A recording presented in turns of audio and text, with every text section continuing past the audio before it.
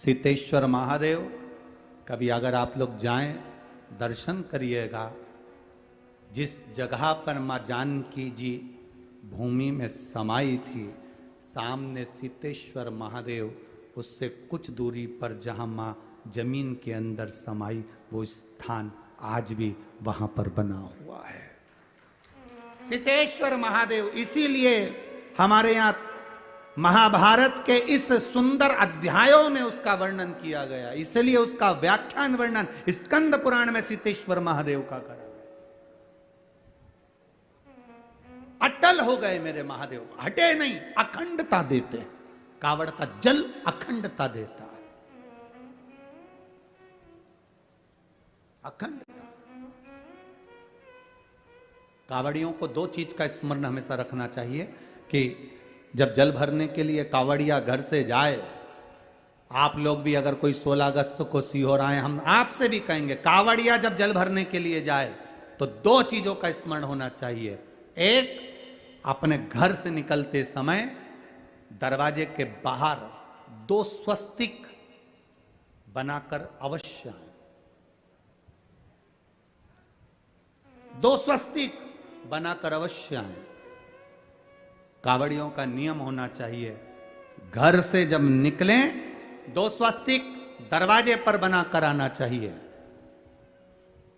जिस समय आप कावड़ का जल चढ़ाकर वापिस घर की ओर जाएं, तो वो 2 स्वस्तिक जो तुमने बनाए हैं उस पर कावड़ का जल छींटना अवश्य चाहिए। उस घर से लक्ष्मी कभी समाप्त नहीं होती, उसमें भरी रहती है।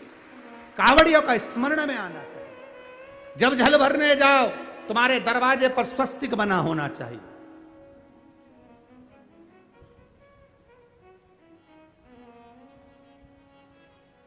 तुम्हारे दरवाजे पर 2 स्वस्तिक का स्मरण होना चाहिए।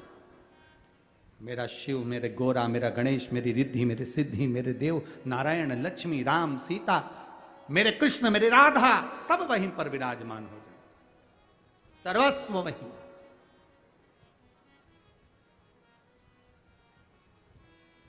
कावड़ियों को स्मरण होना चाहिए। और कावड़ियों को इस बात का भी स्मरण रखना चाहिए कि अपनी कावड़ यात्रा, जैसे सीहोर में तो 10-11 किलोमीटर की है, सीहोर सीवन नदी से जल भरा और 11 किलोमीटर दूर बाबा कुबेर भंडारी को चढ़ाया। आप सुल्तानगंज से भर रहे हो, हरिद्वार से भर रहे हो, आप प्रयागराज से भर रहे हो, जहां से भी आप जल भर रहे हो या अपने नजदीक से भर रहे हो, जितनी दूर तक कावड़ लेकर जा रहे हो, उतनी दूर तक तुम्हारे मुख से व्यर्थ की बात ना निकलते हुए भगवान का नाम निकलना चाहिए। बोल बम का नारा है बाबा, बोल बम, बोल बम, बोल बम, बोल बम, बोल बम, बोल बम। ये तुम्हारे यहाँ पर छत्तीसगढ़ में माता बमलेश्वरी विराजमान है। कभी इनकी कथा सुनी तुमने कि बमलेश्वरी का चरित्र